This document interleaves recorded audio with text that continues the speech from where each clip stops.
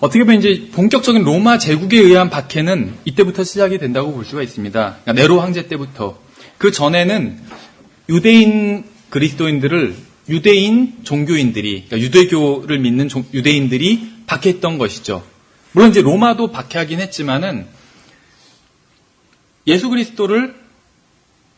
그리스도께서 어떤 로마의 그 치하에서 십자가에 못 박히셨지만 사실은 유대인들이 거부한 거잖아요. 그렇죠? 그러니까 그런 관계라고 보시면 돼요. 초반기에는. 그래서 그 사도행전에서도 주로 유대인들이 박해를 하고 로마인들은 좀 그 한 발짝 떨어져 있는 관점에서 제3자의 관점에서 바라보게 되잖아요. 그래서 로마인들이 봤을 땐 뭐 자기들의 무슨 뭐 부활 얘기나 무슨 뭐 아니면 뭐 그런 종교적인 얘기로 바라보게 된다는 것이죠. 근데 이제 유대인들은 굉장히 목숨 걸고 박해를 하는 모습을 볼 수가 있어요. 근데 이제 네로 황제 때부터는 본격적으로 이 로마 제국이 박해를 하게 됩니다. 그리스도인들을. 예, 그래서 5페이지 맨 위 그 문단 보시면, 그래서 유대인들이 로마에 대항해서 반란을 일으키자 로마 황제는 군대를 예루살렘에 보내서 도시를 포위했죠. 그래서 뭐 잘 아시는 그 타이터스 장군이 오게 되는 것이죠. 그래서 그리스도인들은 이 일에 관해서 누가복음 21장 20절 한번 찾아볼까요? 누가복음 21장 20절에 보시면 주님께서 대환란에 대해서 말씀하신 것입니다. 너희가 예루살렘이 군대들에게 에워싸이는 것을 보거든 그것의 황폐함이 가까이 이른 줄 알라. 그래서 21절에 그때 유대에 있는 자들은 산들로 도망하고 그것의 한가운데 있는 자들은 떠나가며 시골에 있는 자들은 그리로 들어가지 말지어다. 도망가라고 말씀하셨었죠. 근데 이제 반항하던 유대인들은 결사항전을 막 했잖아요, 이때. 로마 군대한테. 근데 이제 그리스도인들은 주님의 이런 말씀을 기억하고 도망갔다는 것이요. 근데 사실 이 말씀은 대환란에 대한 것이죠. 근데 이제 이 말씀뿐만 아니라 성경의 많은 예언들이 이중으로 적용되는 것을 볼 수가 있습니다. 그래서 이 누가복음 21장 20절, 21절 같은 경우도 먼저는 이 역사적으로는 AD 70년경에 그 타이터스 장군이 침공했을 때 예루살렘으로 이때 적용될 수가 있고 또 나중에 이제 대환란 때 적용될 수가 있겠죠. 이것 외에도 뭐 마태복음 24장 2절 여기서 경고하신 말씀도 마찬가지라고 볼 수가 있어요. 그래서 이것을 뭐 이 당시에 그리스도인들이 잘못 이해했다는 것이 아니라 이제 이중 적용이라고 생각하시면 될 것 같습니다. 예, 그래서 그 그리스도인들이 다 그 흩어지는 바람에 그리스도인들은 이때 많이 그 죽임을 당하지는 않았다고 합니다. 오히려 이제 그 유대교를 믿는 사람들이 끝까지 성전을 사수하느라고, 유대교의 그 핵심은 성전이잖아요. 그래서 그 성전을 사수하느라고 많이 죽임을 당하게 됩니다. 예, 사도행전에서는 이제 대략 이 전까지만 나오는 것을 볼 수가 있어요. 그리고 서신서들도 대부분 그 사도행전을 다 넘어가지 않기 때문에 연대가 이 전까지라고 보시면 됩니다. 대부분의 서신서들이. 특히 일반 서신서들 같은 경우에는 오히려 더 연대가 빠른 것을 볼 수가 있죠. 그래서 다른 사도들에게는 어떤 일이 일어났는지 사실 정확히 알 수는 없습니다. 그래서 여기서 말하고 있는 것처럼 그 어떤 사도들이 어떠한 방식으로 죽었다더라 하면서 이러한 전승들이 전해지고 있지만 그것이 사실인지 아닌지 확인할 길이 없다는 거죠. 어쨌든 많은 이런 박해가 일어나면서 그 사람들이 흩어지게 되었고 그러면서 흩어진 그 지역에 가서 복음을 전하게 된 것이죠. 그래서 뭐 그 전승에 의하면 베드로는 바빌론으로 가서 그 그리스도인들을 도왔고 또 거기 있는 유대인들에게 복음을 전했다 했는데 이것은 단순히 전승뿐만이 아니라 성경적으로 봐도 어느 정도 합당한 것 같아요. 베드로전서 5장을 보시면 베드로전서 5장 13절에 보시면 베드로가 서신을 쓰면서 이런 얘기를 합니다. 베드로전서 5장 13절에 너희와 함께 선택받은 바빌론에 있는 교회가 너희에게 문안하고 내 아들 마가도 그리하느니라.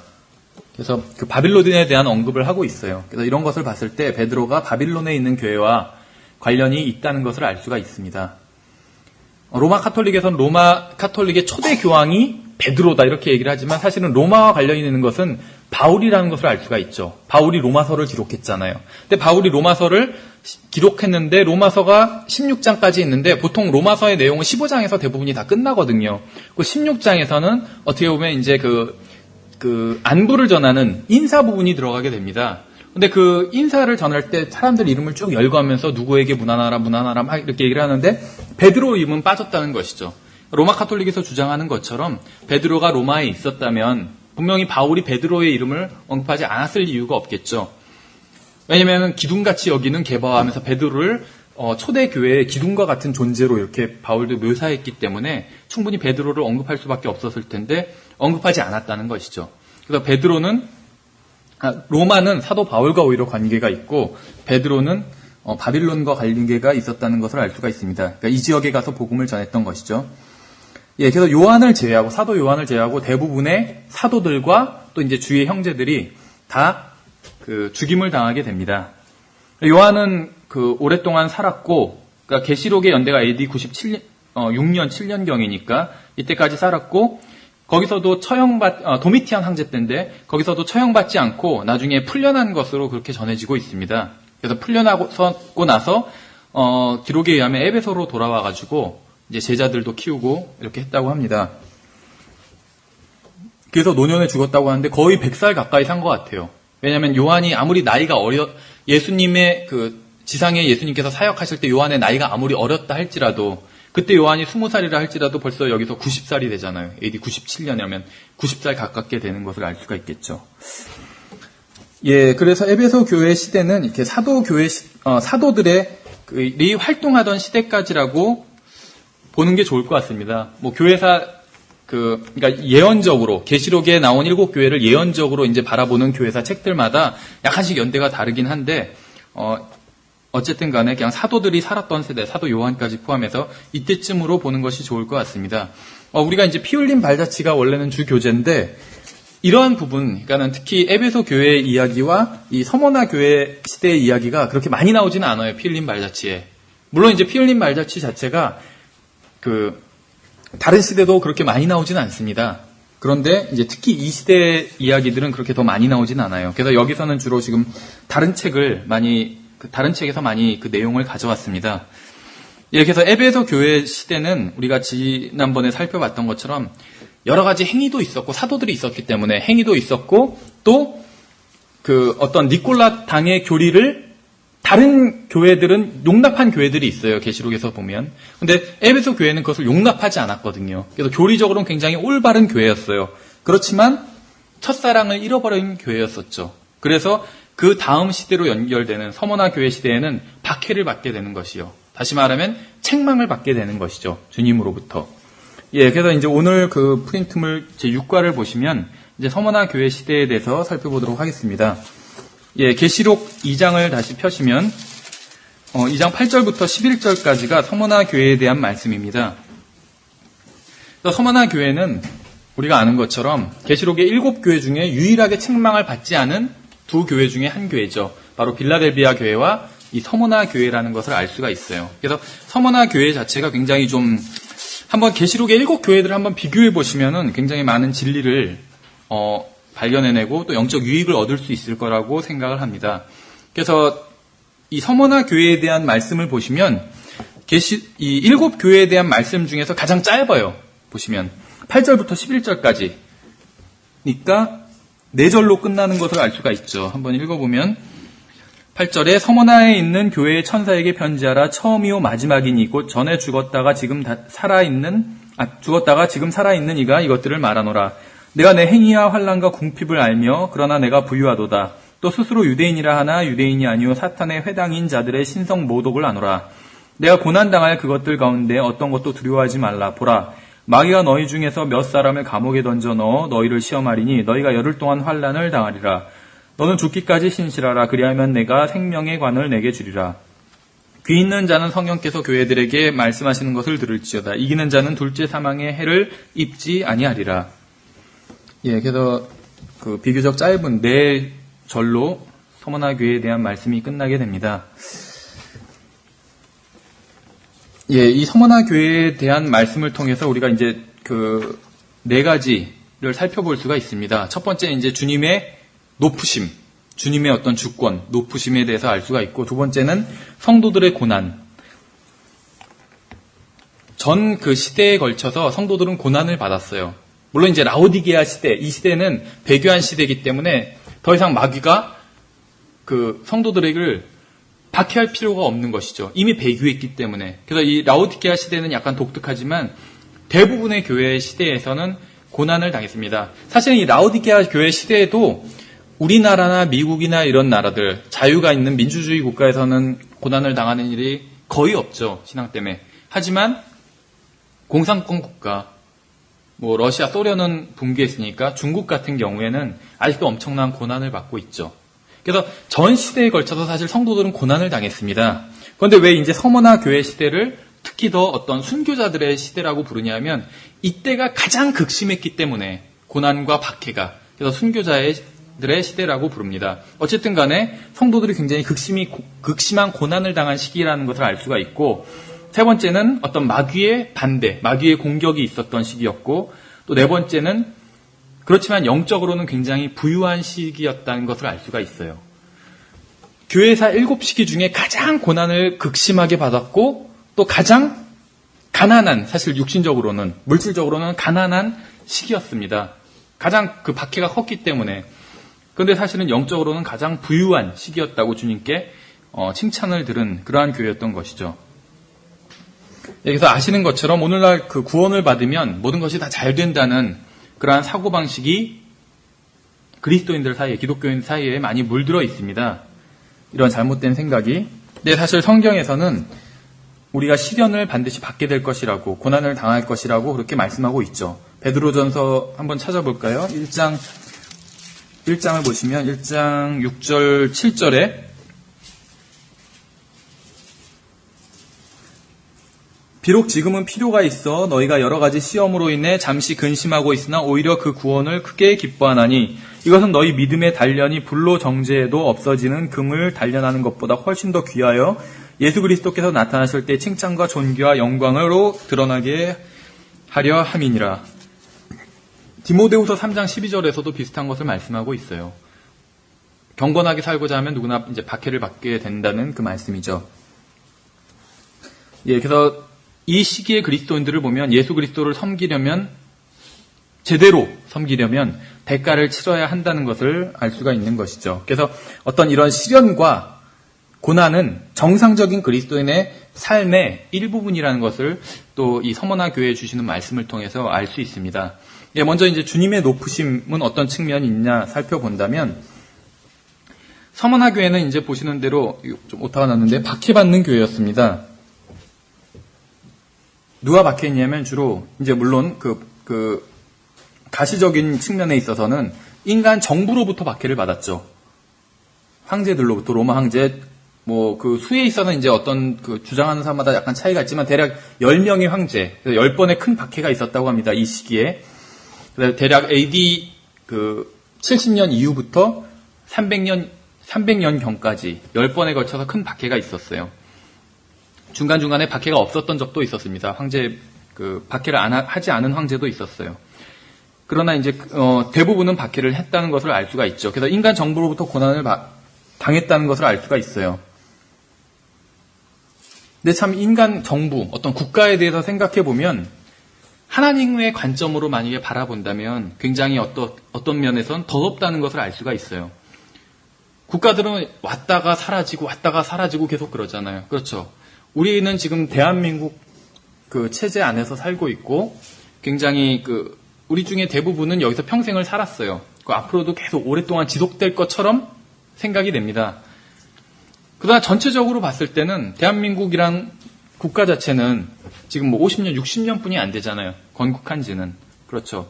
과거의 조선 시대도 500년간 지속하다가 결국 사라져 버렸잖아요. 그 전에도 마찬가지고, 신라는 좀 더 길게 1000년 가까이 있었지만 또 사라져 버렸고, 미국이나 다른 나라들도 다 마찬가지라는 것이죠.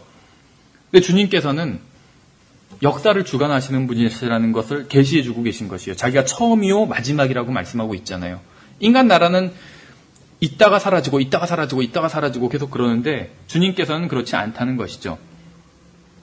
그래서 주님께서는 처음부터 계셨던 분이시고 또 마지막까지 계실 분이시라는 것을 말씀하고 계신 것이에요. 이 고난받는 성도들에게 주님이 어떤 분이신 것을 드러내 보여주신 것이죠.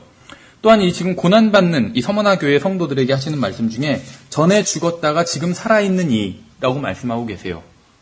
서머나 교회 성도들이 고난을 당하고 있는데 주님께서는 그 고난을 아신다는 것이죠. 왜냐하면 주님께서도 고난을 당하셨는데 죽기까지 고난을 당하셨잖아요. 그래서 전에 죽었다가 그 말씀을 하고 계신 것이거든요. 지금은 다시 살아있는 이. 성도들도 이제 부활의 소망을 가질 수 있는 것이죠. 그 다음에 10절에 보시면 너희가 열흘 동안 환난을 당하리라 이렇게 말씀하고 있습니다. 그래서 이제 이것을 좀 더 영적으로 적용해가지고 10번의 박해, 10명의 황제가 박해를 하게 되는데 이 10번의 박해가 바로 이 열흘 동안 환난을 당한 것이다. 이렇게 이제 그 적용을 하는 분들도 있습니다. 뭐 그 적용이 어느 정도는 맞는 것 같아요. 그러나 이제 좀 약간은 좀 영적인 적용이라는 것을 우리가 볼 수가 있겠죠. 근데 어쨌거나 주님께서 이 그 환난 당하리라는 것을 특정하셨다는 것이요. 기간을. 그렇죠. 왜냐하면 주님께서 그것을 컨트롤 하실 수 있고 주님께서 정하셨다는 것이에요. 환난 당할 것. 마귀가 정한 것이 아니라 주님께서 정하셨다는 것이죠. 또 이러한 것들이 고난받고 있던 당시에 이 서머나 교회의 성도들에게 충분히 위로가 될 수 있었겠죠. 우리가 어떤 어려움 가운데 있는데 그것을 주님께서 컨트롤하고 계신 것이라면 안심할 수 있잖아요. 그렇죠.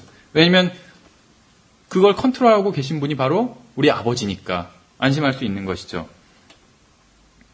예, 그래서 이러한 말씀이 분명히 그 모든 것이 다 주님의 손안에 있다. 결국에는 그러한 것이 성도들에겐 큰 위로가 되었을 것입니다. 욥기 같은 경우에도 여러분들 잘 아시겠지만 보통 이제 고난받는 성도 욥기의 주제를 그렇게 많이 생각을 하고 뭐 그것이 틀린 것은 아닙니다. 그러나 더 자세히 보면 욥기는 하나님께서 모든 것을 컨트롤하고 계신다라는 것을 말씀하고 있는 것이에요. 욥기에서 특히 하나님께서 나중에 38장 이후에 하나님께서 욥 앞에 나타나셔서 하시는 말씀들이 여러 가지 욥이 알 수 없는 것들에 대해서 막 말씀을 하시면서 마귀에 대해서도 얘기하고 계시잖아요. 사탄에 대해서. 그러면서 네가 이 사탄을 어떻게 할 수 있느냐 계속 그런 질문을 던지시잖아요. 욥은 할 수 없었거든요, 당연히. 그러나 하나님은 하실 수 있다는 것이었거든요, 그것을. 그래서 욥을 그렇게 괴롭힌 것은 사실은 마귀였잖아요. 마귀가 하나님께 그렇게 욥을 시험해보자고 그 간청을 드렸던 거잖아요. 그래서 하나님께서 거기에 오케이 승낙하셔가지고 마귀가 욥을 치게 되는 것이었죠. 근데 결국 그러한 모든 것들을 다 하나님께서 자기의 어떤 그 권세 아래 두셨던 것이죠. 마귀까지도 컨트롤 하시면서 여기서도 마찬가지라는 것입니다. 성도들이 환난을 당하지만 우리 측면에서 보면은 우리가 환난을 당하고 시련을 당하고 고난을 당하는 것이 굉장히 답답하지만 하나님 측면에서는 모든 것을 다 주관하고 계시다는 것이죠. 그래서 주님께서는 이제 이러한 말씀을 통해서 성도들을 위로하고 계신 것을 볼 수가 있습니다. 예, 그 다음에 이제 서머나 교회는 굉장히 극심한 고난을 당하고 박해를 당하던 교회였어요. 그래서 그리스도인들이 겪는 고난에 대해서도 나와 있습니다. 시련은 우리로 하여금 하나님께 질문하게 만들고 무슨 말인지 아시겠죠? 고난을 당할 때 자꾸 하나님께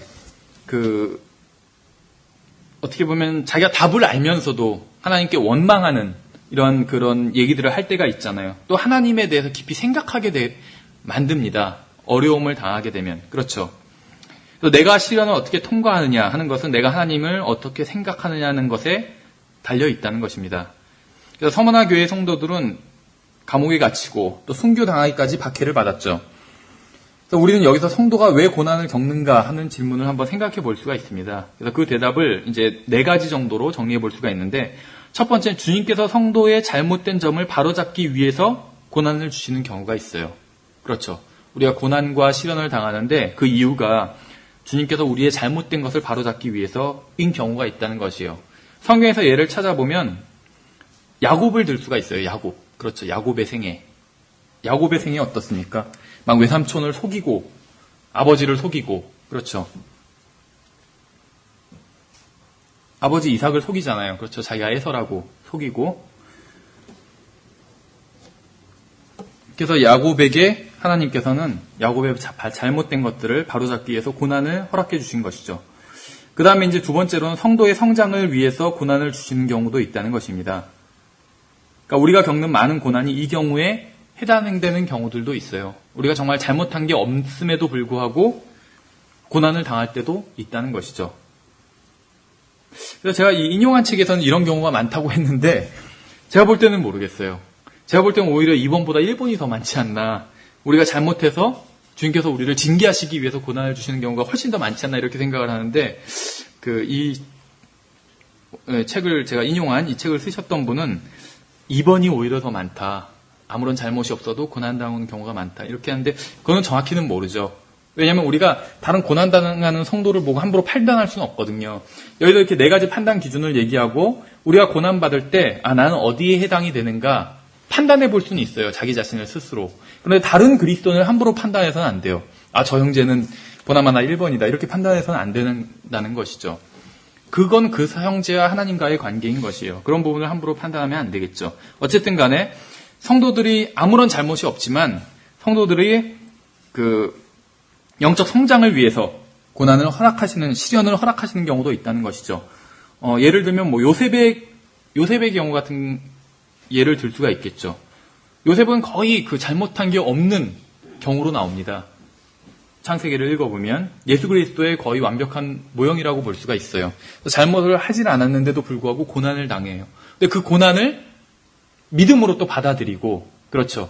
하나님을 바라보면서 믿음으로 받아들이고 믿음으로 승리하는 모습을 보여주고 있습니다. 요셉은. 그래서 아무런 잘못도 없지만 예수 그리스도께서도 고난을 당하셨잖아요. 그래서 이번의 경우는 요셉을 들 수가 있고, 세 번째는 고난을 통해서 하나님 자신을 드러내시는 경우가 있습니다. 무슨 말이냐면 고난 당하는 걸 통해서 하나님을 알게 되는 것이요. 어떻게 보면 이번과 약간 비슷하죠. 영적 성장과. 그러나 약간 좀 차이가 있습니다. 약간은 좀 복합적인 것 같아요. 1번과 2번이. 예를 들면 다윗의 경우를 들 수가 있어요. 다윗은 잘못해서 하나님께로부터 징계를 받은 경우도 있었죠. 그러나 또 그렇지 않은 경우들도 있었어요. 그래서 어떤 고난과 시련을 통해서 하나님을 조금씩 더 알아가게 되는 경우라는 것입니다. 그 다음에 4번째로는 성도가 범죄하거나 실패하지 않도록 미리 예방주사 차원에서 고난을 주시는 경우도 있다는 것입니다. 이것도 약간 2번과 비슷하긴 하지만 조금 더 다른 측면이라고 볼 수가 있어요. 이거는 단순한 어떤 영적 성장을 위해서가 아니라 죄를 짓지 않게 하기 위해서 고난을 주시는 경우라는 거예요. 예를 들면 바울 같은 경우가 있습니다. 그렇죠. 바울은 자기 육체에 가시가 있다고 얘기를 했잖아요. 그게 무엇인지 얘기하고 있지는 않지만 아마 분위기를 봤을 때 그게 아마 안지를 것이다, 눈병일 것이다 이렇게 추측을 하죠. 왜냐하면 바울이 너희들이 나에게 할 수만 있다면 눈이라도 뺏어 주었을 것이다 이런 얘기도 하고 있잖아요. 그래서 아마 눈병일 것이다 이렇게 추측을 하는데 어쨌든 간에 그건 바울은 그 육체의 가시를 제거해 달라고 고난이었죠. 바울에겐 기도를 했지만 하나님께서는 들어주시지 않았잖아요. 그렇죠. 그래서 바울이 자만하지 않도록 그러한 고난을 허락하셨다는 것이죠. 그래서 이외에도 더 다른 경우가 있을지는 모르지만 대부분은 이 4가지 경우 중에 하나라는 것입니다. 성도들이 고난 당하는 이유가. 그 다음에 이제 고난에 대해서 또 한 가지 생각해 볼 수 있는 것은 왜 성도들이 고난을 당할 때 왜 모든 사람이 다 동일한 고난을 당하지 않는가. 그렇죠. 다른 그리스도인들도 분명히 고난을 당하고는 있어요. 그런데 내가 봤을 때 내 고난이 훨씬 더 힘들고 큰 고난이라고 생각이 되고 다른 그리스도인들이 당하는 고난은 그저 저 정도면 어떻게 그냥 믿음으로 하면 이겨내겠다 이렇게 생각도 들고 그렇다는 것이요. 다 동일한 고난을 당하고 있진 않았다는 것이죠. 이 계시록의 사실 7교회가 우리는 이것을 예언적으로 바라봐가지고 각 시대마다 에베소 교회, 서머나 교회, 버가모 교회 이런 식으로 우리가 지금 바라보고 있지만 사실은 계시록의 7교회는 1세기경에 한 지역에 있던 교회였거든요. 근데 에베소 교회와 다른 교회들은 큰 박해가 없었는데 예를 들면 서머나 교회는 박해를 받고 있는 것이잖아요, 지금. 그 다른 교회는 또 다른 더 약한 박해를 받고 있는데 서머나 교회는 굉장히 더 큰 박해를 받고 있고. 그러니까 그 고난의 정도가 다 다르다는 것입니다, 성도들마다. 여기에 대한 예는 이런 것을 들었네요. 다니엘과 새 친구. 다니엘이 받은 고난과 새 친구가 받은 고난은 서로 달랐죠. 다니엘은 사자굴에 들어가는 고난을 당했고 새 친구는 불 속으로 던져지는 고난을 당했잖아요. 서로 다른 고난. 어느 것이 더 낫나요? 사자굴과 불. 어쨌든 간에 서로 다른 고난을 당했다는 것을 볼 수가 있습니다. 그래서 모든 교회 또 모든 그리스도인들이 같은 고난을 겪는 것은 아니라는 것이죠. 하나님께서는 성도들에게 고난을 허락하실 때 그 필요에 따라 각각 다른 고난을 주시는 것을 알 수가 있다는 것입니다. 예, 그 다음에 이제 마귀의 반대를 들 수가 있습니다. 마귀의 어떤 공격을 들 수가 있어요. 그래서 계시록의 7교회 가운데 4개의 교회에는 마귀의 활동이 언급되어 있습니다. 그래서 서머나 교회는 2장 9절에 보시면 사탄의 회당이라고 말씀하고 있어요. 어떤 마귀가 거기서 활동하고 있는 것을. 그 다음에 버가모 교회는 2장 13절에 보시면 사탄의 자리라고 말씀하고 있습니다. 또 버가마 교회에서는 발람의 교리, 니콜라당의 교리 이런 것들이 실행되고 있었어요. 그 다음에 두아디라 교회에서는 2장 20절에서 이세벨의 어떤 거짓 여선지자, 실제로 이세벨이라는 이름을 가진 여자가 있었는지 아니면 그 아합 왕의 부인이 그 이세벨을 비유해서 이렇게 말씀하시는 것인지는 모르지만 어쨌든 간에 어떤 거짓 여선지자가 있었습니다. 마귀의 활동이었던 것이죠. 그 다음에 이제 빌라델비아 교회에서는 3장 9절에서 사탄의 회당에 대해서 또 말씀하고 있습니다. 근데 이제 에베소 교회, 사대 교회, 라오디게아 교회에 대해서는 그런 그 사탄의 어떤 방해, 공격 이런 것이 에 대한 언급은 없어요. 일단 성경 이 계시록의 7 편지에서는. 근데 이제 왜 없는지는 모르지만 이제 그냥 한번 추측을 해보면 아마도 이 에베소 교회는 첫사랑을 잃어버린 교회잖아요. 그러면 가장 중요한 것을 잃어버린 것이에요. 아무리 행위가 많고 섬김이 많은 그러한 교회였고 또 교리도 올바른 교회였지만 첫사랑을 잃어버리면 그것으로 모든 것을 잃어버린 것이나 마찬가지인 것이요. 가장 중요한 것이기 때문에 사랑이. 왜냐하면 고린도전서 13장에서도 사랑이 가장 중요하다고 말씀하고 있잖아요.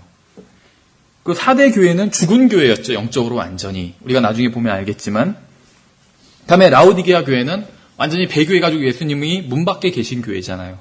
마귀가 더 이상 어떻게 보면 공격할 필요가 없었는지도 모른다는 것이죠. 예, 그래서 어떤 마귀의 그런 공격이 서머나 교회에 있었다는 것을 알 수가 있습니다. 예. 그 다음에 이제 4번째 영적 부요함에 대해서 살펴보면, 이 마귀의 공격과 관련해서 이제 여기서 계시록 2장 9절을 보시면 사탄의 회당이라는 표현이 나옵니다. 계시록 2장 9절에 사탄의 회당. 그래서 내가 내 행위와 환난과 궁핍을 알며 그러나 내가 부유하도다 또 스스로 유대인이라 하나 유대인이 아니요 사탄의 회당인 자들의 신성 모독을 아노라 이렇게 말씀하고 있는데 다시 말하면 자칭 유대인이라고 주장하는 사람들이 있었다는 것이죠. 전혀 유대인이 아닌데 자기가 유대인이다 이런 주장을 하는 사람이 이때부터 있었다는 것이에요. 이때부터 지금까지 쭉 있죠. 이런 사람들이. 무슨 말이냐면 성경에서는 유대인들에게 적용되는 그러한 말씀들이 있습니다. 약속의 말씀들이. 근데 그러한 유대인들에게 적용되는 약속의 말씀들은 대부분이 물질적인 것과 관련이 있어요. 그래서 유대인이 아닌 사람들이 봤을 땐 그것이 굉장히 부러워 보일 수도 있는 것이죠. 그래서 그 약속의 말씀에 대한 축복을 자기들에게 적용시키기 위해서 자기들이 바로 영적인 유대인이다. 이런 주장을 하는 사람들이 지금도 있는데 이때부터 있었다는 것입니다. 하나님께서는 유대인이 아니면서 자기들이 유대인이라고 주장하는 사람들이 바로 사탄의 회당이고 그러한 주장 자체가 신성 모독이라고 말씀하고 계신 것이요. 근데 왜 그럴까요?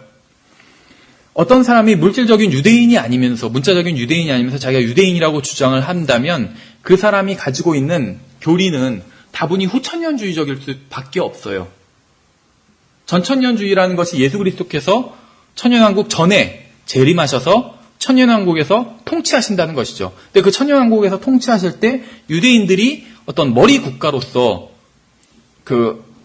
국가로서의 역할을 담당하게 되거든요. 그래서 지금은 세계에서 가장 으뜸가는 나라가 유대인 이스라엘이 아니잖아요. 지금 어떻게 보면 미국도 뭐 지금 약간 좀 어떻게 보면 도전받고 있지만 어쨌든지 간에 미국이 세계에서는 가장 으뜸가는 국가라고 일단 꼽을 수는 있잖아요. 그러나 나중엔 이스라엘이 된다는 것이죠. 그래서 이스라엘을 통해서 예수님께서는 또 전 세계를 통치하시게 됩니다. 왜냐하면 예수님께서 일단 거하시는 곳이 예루살렘이 되니까 나중에는. 그런데 그러한 문자적인 약속을 문자적인 유대인이 아닌 사람이 영적인 유대인이 되었다고 주장을 한다면 문자적인 약속도 영적인 측면으로 해석할 수 있다는 것이죠. 그렇게 되었을 때 문자적으로 예수 그리스도께서 1000년간 통치하시는 것도 어떤 영적인 통치로 바꿔버리게 되는 것이죠. 그럼 예수 그리스도께서는 왕으로 오셔서 1000년간 통치를 하셔야 되는데 영원히 시작되기 전에 백보자 심판이 있기 전에 1000년간 통치를 하시게 되는데 천년왕국에서 그것을 없애버린 것이에요. 결국 자칭 유대인이라고 주장함으로 말미암아. 그래서 하나님께서는 그 교리를 사탄의 회당이라고 그러한 주장을 하는 자들이 사탄의 회당이고 그러한 것이 주장이 바로 신성 모독이라고 말씀하고 계신 것이요. 예수님께서 실제로 통치하셔야 되는데 그걸 못하게 자기네 교리에선 그렇게 만들었기 때문에 그것이 신성 모독이라는 것이죠. 예, 그래서 이러한 주장이 무천년주의나 특히 후천년주의적인 주장이 됩니다. 이 시기에, 그러니까 이 지금 서머나 교회 시기에 이러한 주장을 믿고 가르친 거짓 교사들이 있었어요. 누구냐면 시프리안, 제롬, 오리겐, 클레멘트 이런 사람들입니다. 그리고 나중에는 이러한 주장을 집대성한 사람이 있어요. 그 사람이 바로 어거스틴입니다. 그래서 어거스틴이 그 신국론이라는 책을 썼습니다. The City of God, 하나님의 도시. 원래 원제는 이건데 우리나라에서는 이걸 신국론 이런 식으로 번역을 했어요. 근데 이 신국론의 내용은 다분히 후천년주의적인 것입니다. 그래서 어거스틴이 정리하고 나서는 그것이 오랫동안 어떤 기독교계의 정설로 그렇게 카톨릭에서는 이 신국론을 어떤 그 성경적인 교리로 그렇게 받아들인 것이죠. 그리고 개혁자들까지도 많은 부분에서 로마 카톨릭의 잘못된 것들을 타파했지만 이러한 그 후천년주의적인 견해는 교리는 그 타파하지 못했던 것이죠. 예, 그래서 이 시기에 어떤 잘못된 교리가 나오게 됩니다. 결국 이것도 이 기원이 마귀교로까지 거슬러 올라간다고 볼 수가 있는 것이죠. 예, 그래서 그 다음에 이제 영적 부요함에 대해서 보시면 서머나 교회는 물질적으로는 궁핍했지만 주님께서 그들을 부자라고 이렇게 말씀하신 교회입니다. 9절에 보시면 부유하다라고 말씀하고 계신 것이죠. 여기서 우리는 이제 사람의 생각과 주님의 하나님의 생각이 다르다는 것을 볼 수 있다는 것이에요. 이 2장 9절과 한번 3장 17절을 비교해 보세요. 라오디게아 교회에게 하시는 말씀. 이는 서머나 교회는 내가 내 행위와 환난과 궁핍을 알며 궁핍하다는 거잖아요, 실제로는. 그러나 내가 부유하도다. 주님께서 그렇게 평가하셨고 라오디게아는 반대라는 것이죠. 이는 내가 이르기를 나는 부자라. 내가 재산을 불렸으나 아무것도 부족한 것이 없다. 하면서 내 가련한 것과 비참한 것과 가난한 것과 눈멀 것과 벌거벗은 것을 알지 못하기 때문이라. 가난하고 부자라고 하지만 실제적으로는 주님께서 보셨을 때는 라오디게아 교회는 굉장히 가난하고 가난할 뿐만 아니라 병들어 있다고 평가를 하신 것이죠. 그래서 사람의 생각과 하나님의 생각이 다르다는 것을 이것을 통해서 알 수 있습니다. 에베소 교회도 자기들이 봤을 때 완벽하다고 생각했지만 주님께서는 그렇지 않다고 말씀하신 것이죠. 가장 중요한 사랑을 잃어버렸기 때문에. 서머나 교회의 성도들이 물질적으로 실제적으로 가난했습니다. 당연히 가난할 수밖에 없었던 것은 그들이 우상숭배를, 그러니까 이제 이 시기의 교회사, 이 시기의 성도들이 그냥 우상숭배를 행하던 어떤 상업적인 조합에 속하지 않았기 때문이에요. 사도행전을 읽어보시면은 이 당시에는 굉장히 어떤 그 상업적인 것과 우상숭배와 굉장히 밀접한 관련이 있다는 것을 보실 수가 있습니다. 그래서 사도 바울이 복음을 전함으로 말미암아 우상숭배하던 사람들이 돌아서니까 사도 바울이 박해를 받게 되잖아요. 사도행전에서도. 바로 그 돈벌이와 관련이 있기 때문에 우상숭배가. 뭐 지금도 어떻게 보면 마찬가지라고 볼 수가 있겠죠. 크게 보면. 실제적으로 어떤 뭐 그 잘못된 종교에 빠져서 그런 것뿐만이 아니라 어떤 물질주의 자체도 하나의 종교로 평가할 수 있잖아요. 하나님께서는 너희가 하나님과 만몬을 동시에 섬길 수 없다고 말씀하고 있잖아요. 하나의 어떤 물질주의 자체도 하나의 신앙으로, 종교로 하나님을 대적하는 거짓 종교로 주님께서 말씀하시는 것처럼 예, 이 당시의 성도들이 우상숭배와 어떤 거짓 종교들을 거부했기 때문에 가난할 수밖에 없었다는 것이죠. 예, 이제 서머나 교회 시대에 대한 그 요약 부분을 보시겠습니다. 예, 여기서 뭐 이제 서머나 교회에 대해서 마지막에 11절에서 이기는 자는 둘째 사망의 해를 입지 아니하리라 했는데 이것은 이제 교리적으로는 지금 이 시대의 그리스도인들에게 해당되지는 않는 말씀인 것 같습니다. 왜냐하면 요한일서 4장 4절과 5장 4절에서 보시면 거듭난 사람들은 이미 이겼다고 말씀하고 있어요. 거듭난 사람들이. 그 속 사람이 이미 승리한 사람인 것입니다. 그래서 교리적으로는 요 11절의 말씀이 지금 그리스도인들에게 해당되지는 않는다고 볼 수가 있어요. 왜냐하면 우리는 신앙생활을 열심히 한 사람이나 열심히 하지 않은 사람이나 둘째 사망의 해를 입지는 않게 되는 것이죠. 계시록에 보면 둘째 사망은 불못에 던져지는 것이잖아요. 그래서 실패한 그리스도인이나 하나님의 관점에서 봤을 때 성공한 그리스도인이나 신실한 그리스도인이나 육신적인 그리스도인이나 다 둘째 사망에 해를 입지는 않아요. 그래서 2장 11절의 말씀이 우리들에게는 해당되지는 않습니다. 한 절만 찾아볼까요? 요한일서 4장 4절과 또 5장 4절에서 말씀하고 있는데 5장 4절 보시면 무엇이든 하나님에게서 난 것은 우리 가운데 하나님에게서 난 것이 무엇이 있습니까? 새 사람이잖아요. 세상을 이기느니라. 세상에서 이기는 승리인 것이 곧 우리의 믿음이라. 그래서 우리가 예수 그리스도를 믿을 때 거듭났잖아요. 그때 하나님에게서 난 사람이 생겼잖아요. 그때 이미 이겼다는 것이죠. 그래서 이것이 교리적으로 2장 11절의 말씀이 그리스도인들에게 해당되지는 않는다고 봐야 될 것 같습니다. 그 다음에 이제 서머나 교회 시대에 대한 것을 보면 처음에 말씀드린 것처럼 모든 시대를 통틀어서 순교자들은 항상 있었어요. 스테반이 첫 번째 순교자였고 또 사도 바울을 포함해서 많은 그리스도인들이 순교를 당했고 에베소 교회 시대에도 또 라오디게아 교회 시대에도 많은 순교자들이 있었고 지금도 있습니다. 중국 같은 경우에 아직도 순교자들이 나오고 있는 것이죠. 왜냐하면 예수 그리스도를 믿는 게 거기서는 불법이니까. 그래서 많은 그 순교자들이 있지만 이 서머나 교회 시대를 순교자들의 시대라고 이렇게 부르는 것은 이 시대가 가장 극심한 박해를 받았기 때문에 이제 그렇게 부른다고 볼 수가 있습니다. 그래서 이제 네로 황제의 박해로부터 물론 이제 그 AD 67년 경우 우리가 이제 에베소 교회 시대라고 이렇게 얘기를 했지만 이제 이때부터 본격적인 박해가 일어나기 때문에 이제 서머나 교회 시대의 이야기에 넣도록 하겠습니다. 이제 이때부터 본격적인 박해가 일어났어요. 이런 관점에서 본다면 로마 카톨릭에서 왜 요한계시록의 연대를 AD 67년 이전으로 보는지 알 수가 있겠죠. 요한계시록의 기록 연대는 AD 96년경이거든요. 그런데 로마 카톨릭에서는 AD 67년 이전으로 계시록의 기록 연대를 봅니다. 왜냐하면 계시록에서 보면 어떤 세력이 교회를 박해하는 모습이 나오거든요. 그런데 만약에 요한계시록 연대가 AD 67년 이전이라면 교회를 박해하는 그 세력이 바로 로마 제국이다 이렇게 얘기할 수가 있는 것이잖아요. 그런데 만약에 AD 67년 이후, 그래서 AD 96년이다 하면 벌써 교회는 박해를 받기 시작했잖아요. 로마 제국에 의해서. 그렇다면 미래의 교회를 박해하게 될 세력은 로마 제국이 아닐 수 있다는 것이죠. 어떤 다른 세력일 수 있다는 것이에요. 그렇기 때문에 이제 계시록의 기록 연대를 그렇게 AD 67년 이전으로 이렇게 주장을 하는데 어쨌든지 간에 이제 이때부터 본격적인 어떤 순교자들의 시대, 그래서 서머나 교회 시대가 열리게 됩니다. 그래서 많은 진실한 그리스도인들이 로마 카톨릭에 의해서 죽임을 당했고 또 다른 종파에 의해서 죽임을 당하게 됩니다. 이때 이제 이 서머나 교회 시대에 10번의 큰 박해가 있었다고 말씀을 드렸는데 매번 박해가 있었던 것은 아니라고 말씀을 드렸죠. 중간중간에 어떤 황제는 박해하지 않았던 황제들도 있었다고 합니다.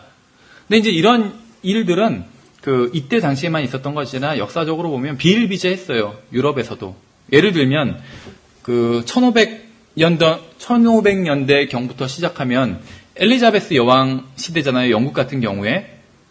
엘리자베스 여왕. 근데 엘리자베스 여왕 이전에 1500년대에 먼저 헨리 8세 시대거든요. 헨리 8세 때는 로마 카톨릭으로부터 영국이 성공회로 나온 시대거든요. 헨리 8세 때가. 그래서 헨리 8세가 로마 카톨릭으로부터 나와서 성공회라는 것을 만들었습니다. 교리적으로는 로마 카톨릭과 성공회는 거의 비슷해요. 몇 가지 다른 점이 있긴 하지만 거의 비슷합니다. 교리적인 면에 있어서. 그러나 정치적인 면에서 보자면 굉장히 달랐습니다. 서로 원수지간이었다는 것이죠. 그래서 헨리 8세가 이제 영국 교회를 로마 카톨릭으로부터 빼왔을 때는 로마 카톨릭에 대해서 박해를 당연히 했겠죠. 헨리 8세가. 근데 그 다음에 피에 메리 시대가 있었잖아요. 또 피에 메리 시대. 피에 메리는 자기 어머니가 스페인의 공주였거든요. 카톨릭 교인이었겠죠.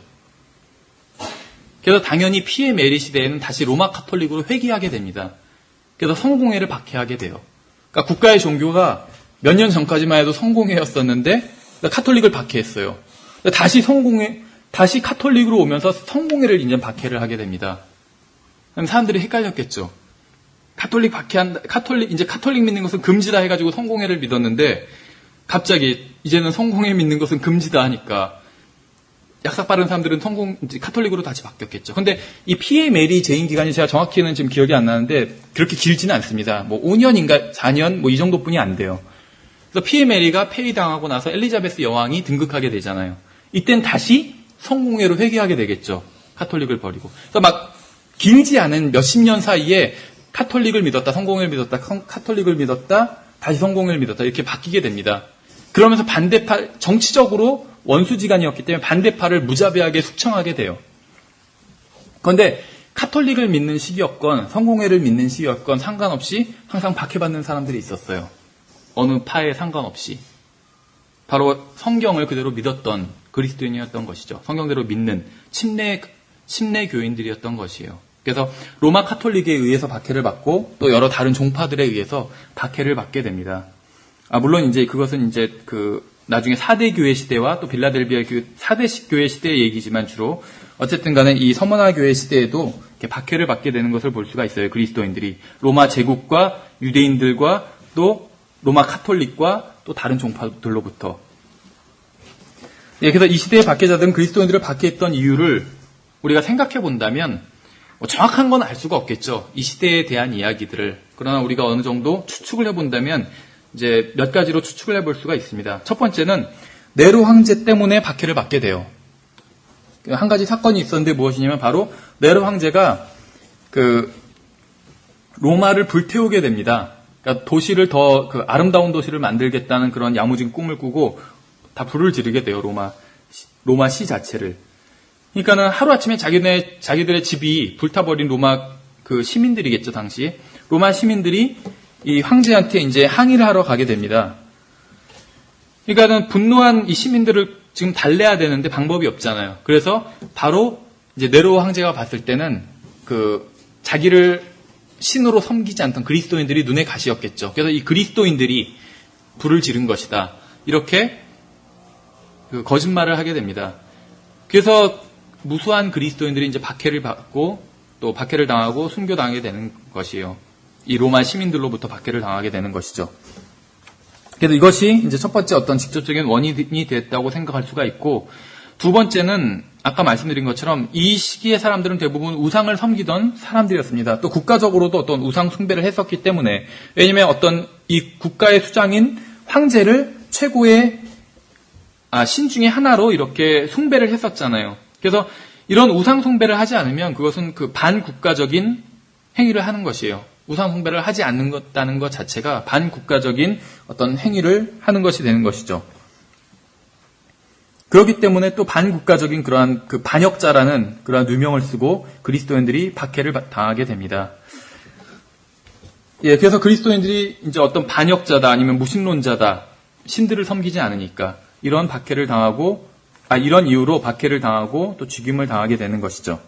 그래서 이 시기에는 많은 그리스도인들이 굉장히 죽임을 당하게 됩니다. 그래서 여기서 얘기하는 것처럼 십자가에 못 박히기도 하고 또 동물의 가죽을 꿰매서 입은 옷을 입고 어떤 원형 경기장에 던져지기도 했고, 여기서 이제 어떤 맹수들의 밥이 된 것이죠.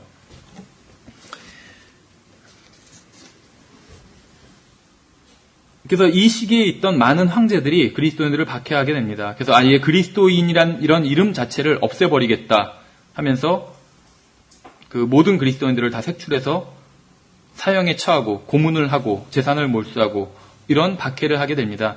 여기에 대한 어떤 자세한 묘사는 폭스의 순교사 노트에 자세히 나와 있습니다. 근데 이제 폭스의 순교사 노트는 단순히 이 로마 시대에 있었던 박해뿐만이 아니라 그 이후의 박해도 다 다루고 있습니다.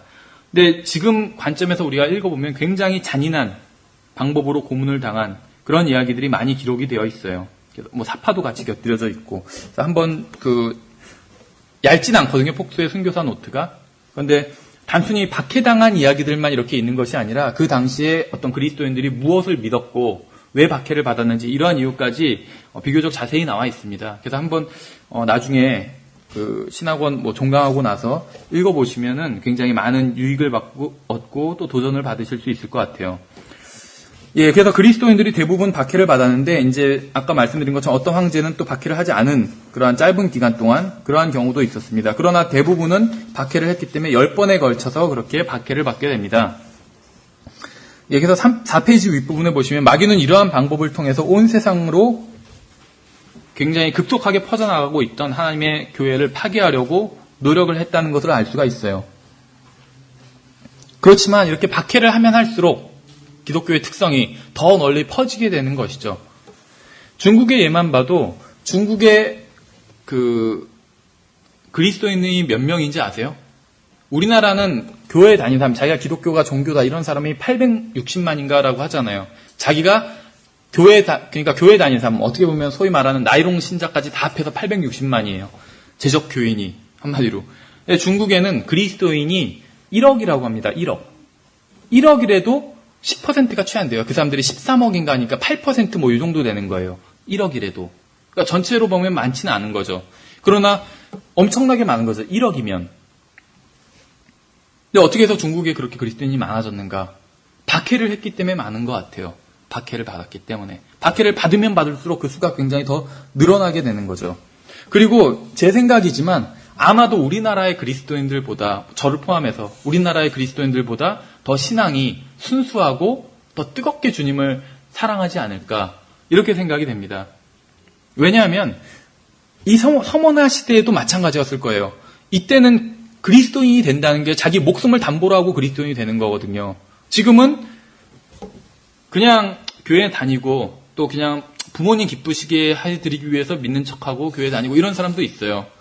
우리 교회는 뭐 그런 건 없지만 제가 예전에 다니던 교회에서는 여자친구 사귀려고, 이성 교제를 하려고 교회 다니는 친구들도 있었어요. 근데 이 당시에 서머나 교회 시대에는 그런 일이 있었겠는가? 당연히 없었겠죠, 그런 일이. 왜냐하면 자기 목숨을 담보하고 다녀야 됐기 때문에. 어떻게 보면 지금의 중국 교회도 마찬가지일 수가 있겠죠. 예, 그래서 우상을 섬기는 것에 동의하면 이 시대에는 당연히 그는 고문을 당하지 않고 즉시 자유로운 몸으로 풀려날 수 있었다는 겁니다. 그런데도 불구하고 예수 그리스도를 믿겠다고 한다면 그 신앙은 거의 진짜임에 틀림없다는 것이죠. 지금 우리나라 아니면 미국의 평범한 그리스도인들의 신앙과 비교했을 때 정말로 더 진짜라는 것을 알 수가 있다는 것이죠. 예, 그래서 많은 극심한 그러한 고난을 받았다는 것을 알 수가 있습니다. 그래서 그뿐만 아니라 심지어 박해가 가장 심한 동안에도 사람들은 계속 구원을 받고 그리스도인이 되었습니다. 그들 중에 고난을 받으면서도 그리스도인이 가지고 있는 평안과 인내를 보고 구원받은 사람들도 있었고, 사람들의 선한 행실입니다. 이거 오타하는데 행실을 보고 구원받은 사람들도 있었습니다. 또 어떤 사람은 그리스도인들이 심지어 자신들을 박해하는 사람들을 위하여 사랑하는 마음으로 기도하는 소리를 듣고서 감동을 받아 주님께 돌아왔습니다. 제가 이걸 왜 읽었냐면 이게 바로 영적 전쟁이라는 생각이 들더라고요. 그렇잖아요. 자기를 박해하는 사람을 같이 싸운 게 아니라, 아니면 지금 같으면 지금은 뭐 그렇게 내 목숨에 위협을 가하진 않으니까 막 지금은 서로 뭐 욕하거나 막 그런 인터넷 보면 그렇게 하는데, 그렇게 한 것이 아니라 그 사람을 위해서 기도해 줬다는 것이에요. 그래서 그러한 모습을 보고 안 믿는 사람도 돌아왔다는 것이죠. 이것이 영적 전쟁이라는 것이에요. 그냥 우리의 전쟁은 혈과 육에 대항하는 것이 아니기 때문에. 이런 말씀을 드리는 이유는 킹제임스 성경을 믿는 분들 중에서도 이 교리가 너무 귀하니까 그것까지는 좋아요. 그런데 이것에 동의하지 않는 사람들에게 굉장히 그 사람들을 비난하거나 아니면 정말 그 사람들과는 뭐 이방인처럼 완전히 그렇게 취급하거나 이런 분들이 있더라고요. 근데 그렇게 하면 안 된다는 거예요. 잘못된 사람이 있으면 오히려 그 사람을 위해서 기도를 해줘야 되는 것이겠죠. 그것이 올바른 영적 전쟁이라는 것입니다. 영적 전쟁의 무기이기 때문에 하나님의 말씀과 기도와 이런 것들이. 예, 그래서 이러한 박해들은 정말 그리스도인들을 도와준 것이죠. 오히려 그리스도인들을 굉장히 순결하게 만들어 주었다는 것이죠. 그래서 실제로는 그리스도인이 되지 않았으면서 자신을 그리스도인이라고 자처하는 위선에 대한 경고나 호소도 할 필요가 없다는 것이죠. 오늘날 이런 일들 많이 있잖아요. 지금으로 치면 뭐 예를 들면 뭐 강남의 어떤 유명한 교회, 대통령이 다니던 교회, 예를 들면 그런 교회 막 사람들이 몰린다고 그래요. 그렇죠. 대통령뿐만 아니라 그런 교회에서는 뭐 너무나도 소위 세상에서 잘 나가는 사람들이 많아가지고 뭐 전직 장관 이런 사람이 뭐 그 주차 요원하고 막 그런데요. 하도 그 유명한 사람들이 유명하고 높았던 사람들이 많으니까. 그러니까 그런 교회는 막 줄 대려고 어떻게든지 출세해 보려고 사람들이 많이 몰린대요 또. 뭐 그냥 아무나 몰려도 또 출세할 수도 없대요 그런 교회선. 그리스도인도 아니면서 그리스도인이라고 하는 사람들이 있겠죠. 그러나 이 서머나 시대에는 그런 일이 존재할 수조차 없었겠죠. 그래서 교회가 굉장히 순수하고 정말 순수한 그런 상태를 유지할 수 있었다는 것을 알 수가 있습니다. 그래서 누구나 일단 그리스도인이 되고 나면 그 사람은 기꺼이 이 세상을 포기해야만 하였으며 자신의 목숨까지라도 내놓아야 하는 상황이었던 것입니다. 사실 이게 어떻게 보면 헌신인 것이죠. 헌신. 이 시기에는 지금은 가짜로 어떻게 보면 헌신도 많이 하지만 이 시기에는 그런 것들이 불가능했다는 것을 알 수가 있습니다.